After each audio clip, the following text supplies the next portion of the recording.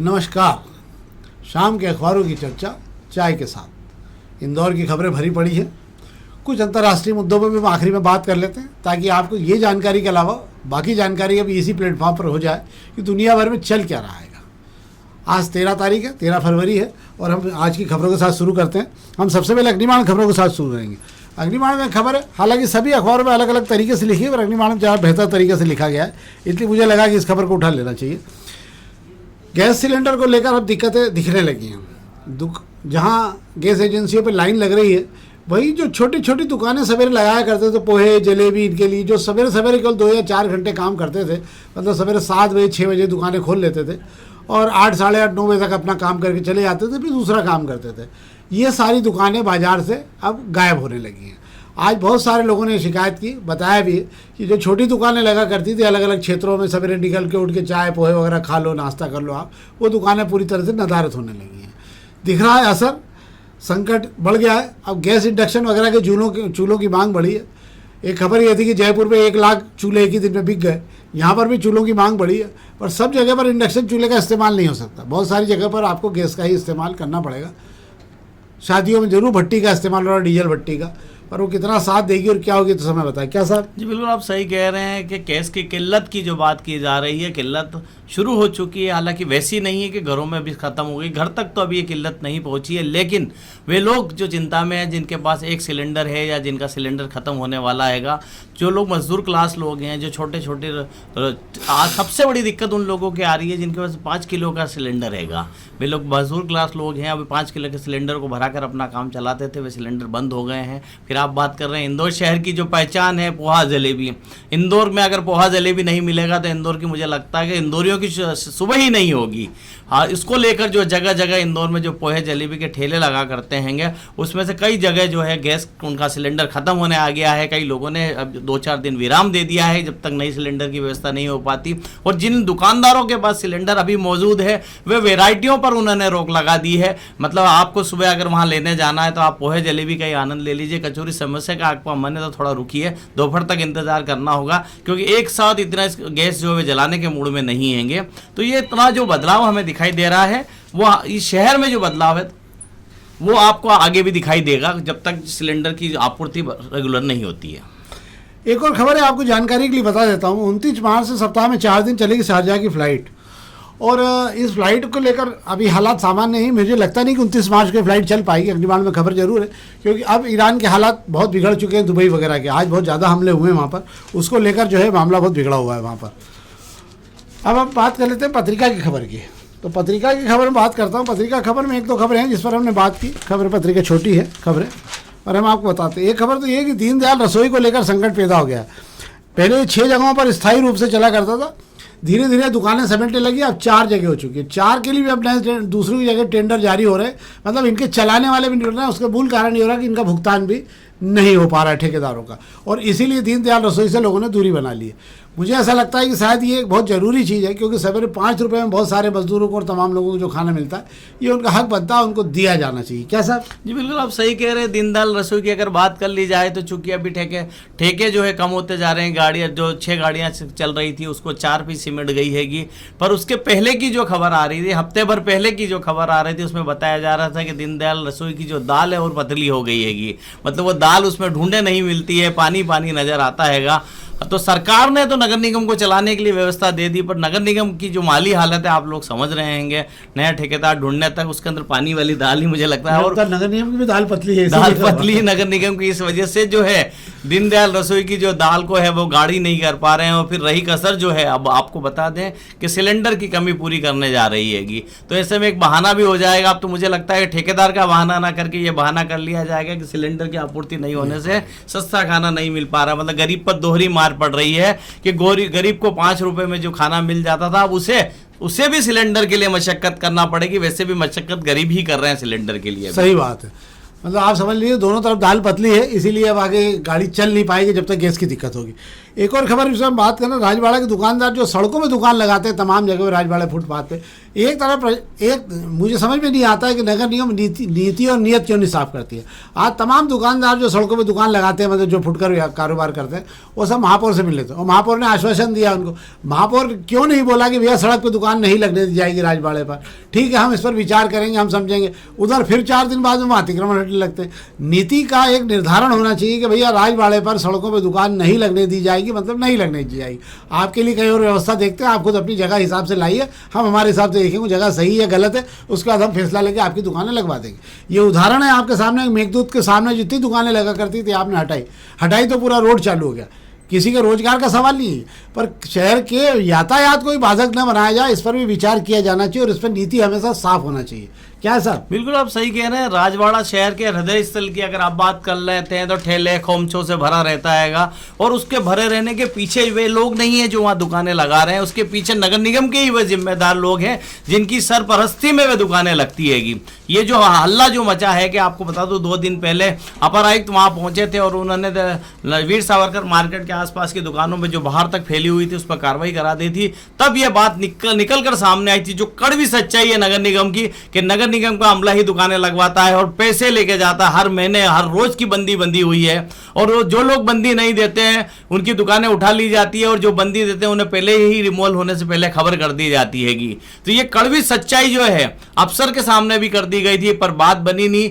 जिन पे कार्रवाई हुई सारे जमा होकर कल महापौर से मिलने पहुंच गए थे। आपको बता दो 3 घंटे इन लोगों ने इंतजार भी किया है महापौर से मिलने का।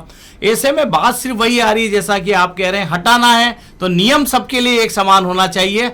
ये जो दोहरी राजनीति जो वहां की जाती है, जो नगर निगम का रिमूवल अमला करता है, उस पर रोक लगनी बहुत जरूरी है। और ये राजवाड़ा ही नहीं पूरे शहर में करता है। हालांकि कहा जाता है नगर निगम के गलियारों में कि रिमूवल विभाग की में अगर आपको मलाई खानी है तो आपको राजवाड़ा का जो है आप इसमें अपनी ड्यूटी लगवा लीजिए, प्रभार ले लीजिए राजवाड़े का। आपके साल भर में आप शहर में आसपास के मकान का कामकाज शुरू कर लेंगे। आप देख सकते हैं कि हालत ये है कि किशनपुरे पुल पर भी दुकानें लग रही हैं, मतलब किशनपुरे पुल पर भी छोटी छोटी तमाम दुकानें लग रही हैं।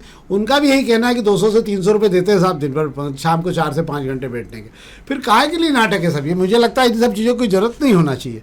अब हम प्रभातकरण खबर की बात कर लेना है। प्रभातकरण के 2 खबरें हैं जिस पर हम बात करेंगे। प्रभातकरण की अच्छी खबरें दोनों। एक तो BRTS तोड़ने का काम शुरू किया गया है।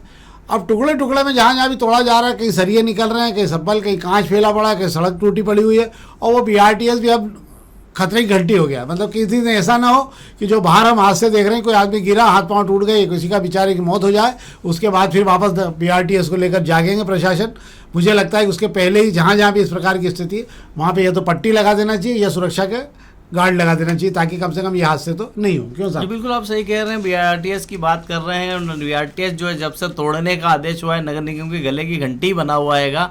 इसकी मैं घंटी कह रहा हूँ, हड्डी ना कहकर मैं इसलिए घंटी कह रहा हूँ कि वहां से गुजरने वाले जो इतने परेशान हो रहे हैं, उसकी जो गूंज होती है हाईकोर्ट तक उसकी गूंज सुनाई देती है। ऐसे में बात अगर कर ली जाए, वहाँ बस स्टॉप हटाने का काम चल रहा है, रेलिंग हटाने का काम चल रहा है, सुरक्षा इंतजाम के लिए लाल फीते टांग दिए गए हैं, कई कोन रख दिए गए हैं। मुझे लगता है कि इतनी छोटे सुरक्षा इंतजाम से किसी की कोई हादसे से बचा नहीं जा सकता हैगा। इसके लिए सुरक्षा इंतजाम जो है बड़े तगड़े किए जाना चाहिए। अब नगर निगम भी छोड़ रहा है, गले की जो हड्डी है इसको किस तरीके से जल्दी हमसे छूट जाए और इस तरीके से टूट के खत्म हो जाए। इसी चक्कर में एलिवेटेड का मामला भी आधा अधूरा हो गया, क्योंकि कोर्ट में सुनवाई नहीं हो पा रही है। जो फरवरी में शुरू होने वाला था उस पर समझ में नहीं आ रहा कोर्ट को जवाब देना, और सब गोलमोल जवाब है, इसलिए वो गाड़ी फंस गई। अतुल सेठ ने उसमें याचिका दायर कर रखी है। एक जानकारी देता हूँ, ई-रिक्शा के अब जो पहले 6 कलर हो रहे थे अब 4 कलर हो रहे हैं। ये सब कागजों में ही है, जमीन पर कहीं कोई आधार इसका नहीं है। क्यों सर? बिल्कुल सही कह रहे हैं आप। हरा, नीला, पीला, अरे रंग कोई सा भी हो, रंग चढ़ा तो दो और एरिया बांट तो दो। ये कब व्यवस्था लागू होगी ये समझ नहीं आता। जब तक तो अफसर ही बदल जाएंगे जिन्होंने ये फेहरिस्त तैयार की हैगी। अब हम 2 खबरों की बात पहले इंदौर की कर लेते हैं, उसके बाद फिर हमको अंतर्राष्ट्रीय स्तर की जो ईरान का युद्ध चल रहा है उस पर कुछ जानकारी हम आपको विशेष रूप से देंगे। वो जानकारी केवल हम ही दे रहे हैं, किसी अखबार में नहीं आ रही, ना आपको कहीं पढ़ने को मिलेगी। ये जानकारी हम भी बड़े बड़े जहाँ से साइटों से ढूंढ सकते हैं वहाँ से आपके लिए लाते हैं। तो हम पहले तो एक बात कर लेते हैं इंदौर की खबरों की। इंदौर में 7 लाख से ज़्यादा संपत्ति करके खाते, जिनसे निगम अब MOS जो खाली पड़ी हुई जगह उन पर टैक्स वसूल रहे हैं। और अंदाज के अनुसार बताया जा रहा है कम से कम 200 से 300 करोड़ के लगभग ये बढ़ के हो जाएगा। लगभग इसकी जद में 90% के लगभग बाहरी क्षेत्रों के तमाम मकान बंगले सब निशाने पे आ जाएंगे। जो शहर के अंदर पुराने बने हुए हैं, चूँकि वो पूरी जगह बने हुए हैं इसलिए वहाँ पर तो कोई वसूली बहुत ज़्यादा हो नहीं पाएगी, थोड़ा बहुत अंतर आएगा कुछ जगह पर शहर के जो हाई प्रोफाइल क्षेत्र से लेके आप समझ लीजिए कि शहर के बाहरी जो नगर निगम सीमा में अभी 29 गाँव वगैरह जहाँ शामिल हुए हैं, इन जगहों से भरपूर टैक्स नगर निगम को मिलेगा। अब सवाल उठता है क्या 2018 से होगा कि 2021 से होगा, क्या होगा? मैं आपको बता देता हूँ 2020 में आदेश आया था, 2020-21 से नगर निगम ने ये एमओएस के जो है से शुल्क वसूली का जो टैक्स वसूली का जो है हिसाब निकाल लिया हैगा। और इसके अंदर सबसे ज़्यादा निशाने पर यह कहे हैं कि सबसे ज़्यादा प्रभावित जो लोग हो रहे हैं वे ईमानदार करदाता हो रहे हैं, जिन्होंने नगर निगम से नक्शा पास कराने के बाद पूरी ईमानदारी से मकान बनाया है। यहाँ मैं बता दूं आपको कि नगर निगम से आप अगर नक्शा पास कराते हैं तो 1250 स्क्वायर फीट तक का जो नक्शा होता है उसके अंदर अगर आपके घर के बाहर की रोड जो है 30 फुट चौड़ी है तो आपको 10 फीट आगे एरिया छोड़ना है, 5 फुट पीछे छोड़ना हैगा। अब इससे बड़ा अगर आपका प्लाट हैगा तो आपको आजू बाजू में भी फिर जगह छोड़नी होती है, जिसको कहते हैं एमओएस। अगर सड़क आपकी और बड़ी हो गई तो आपको और ज़्यादा एमओएस छोड़ना हैगा। अब बात ये मैं आपको एमओएस क्लियर कर दिया, एमओएस होता क्या है। अब आपने बड़ी ईमानदारी से नगर निगम से नक्शा पास कराया, नगर निगम ने जैसा नक्शा मंजूर किया उस हिसाब से आपने तो मकान बना लिया और एमओएस आसपास छोड़ दिया हवा पानी के लिए। अब उस हवा पानी के लिए जो जगह आपने छोड़ी थी उस पर भी आप टैक्स देने के लिए तैयार हो जाइए। और जो लोग नहीं छोड़ते हैं, जिन लोग जो नक्शा पास के उससे ज़्यादा बना लेते हैं, उन्हें तो वे सुखी है, उन्हें कोई फर्क नहीं पड़ रहा है, उनसे कोई वसूली नहीं होनी है क्योंकि उनका तो पूरा ही कवर किया हुआ। अब आपने ईमानदारी से जो हवा पानी के लिए जगह छोड़ी थी उस जगह के लिए भी नगर निगम आपसे टैक्स लेगा। और आपको बता दूं लेगा या नहीं, नगर निगम ने आपके खाते में वो टैक्स चढ़ा दिया है 2021 से।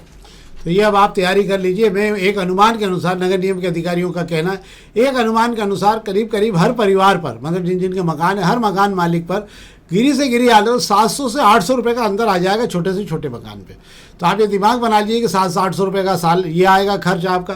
बिजली अप्रैल से महंगी हो ही रही है आपके लिए तेज़ी से, वो भी एक खर्च आने वाला है। मतलब आप साल भर के 5000 रुपये अलग से निकाल के रख लीजिए जो आपको सरकार को दान देने। और पी पा रहे हो तो उसका मामला अलग है, उसके 15% अलग पड़ रहे हैं तो वो एक अलग मामला है, पर हम वहाँ की बात नहीं करते। एक और जानकारी पर बात कर लेते हैं। जो नई अभी रजिस्टर गाइडलाइन 1 अप्रैल से चालू होने वाली है उसके अंदर 533 लोकेशन ऐसी है, मतलब चार क्षेत्रों को मिलाकर एक क्षेत्र बनाया जा रहा है। 533 लोकेशन पूरी तरह समाप्त हो जाएगी। गाइडलाइन को व्यवस्थित करने में इससे मदद मिलेगी। ये एक मामला तो जानकारी दे दिया आपको।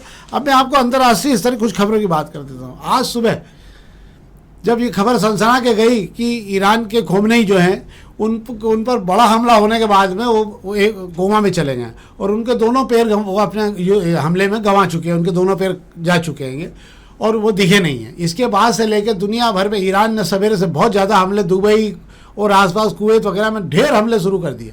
इसी के साथ में इसराइल ने भी ईरान पे बहुत तेजी से हमले शुरू किए। हमलों के कारण क्या हुआ? हमलों के कारण दुनिया भर के तेल बाज़ारों में हाहाकार मच गया और कच्चा तेल 101-102 डॉलर पे बना हुआ है। पर अब ये युद्ध की स्थिति और बिगड़ गई है। हार्मूज की खाड़ी में 16 से ज़्यादा जहाज़ों पे हमले किए गए। भारत के 24 से ज़्यादा जहाज़ अभी फंसे पड़े हैं वहाँ पे, जो अब निकलने की स्थिति में नहीं है। इनका बीमा ख़त्म हो चुका है, बीमा देने को कोई भी कंपनी इन्हें तैयार नहीं है।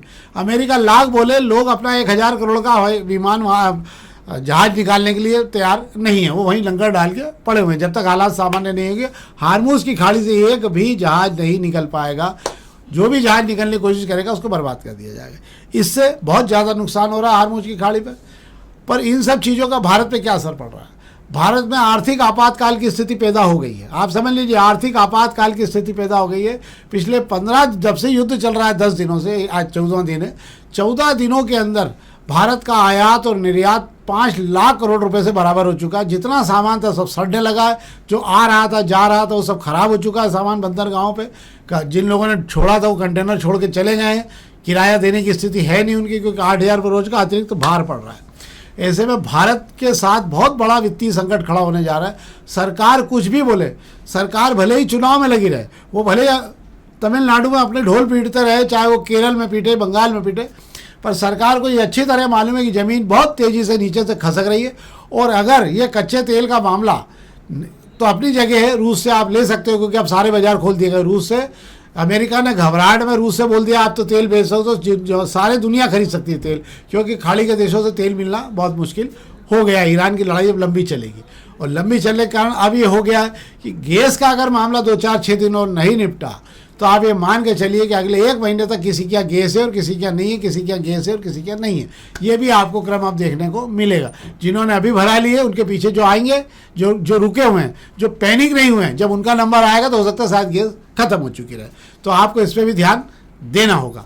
ये था राष्ट्रीय स्तर की वो खबरें जो हमने आपको बताई।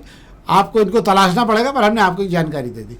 हमारा आपसे आग्रह, इस कार्यक्रम को अधिक से अधिक लाइक करिए और अपने साथियों तक जरूर पहुंचाइए। लिंक जरूर आप अपने मित्रों में ट्रांसफ़र करिए ताकि इस कार्यक्रम को और भी लोग देख सकें और हमको सहयोग दें। बहुत बहुत धन्यवाद।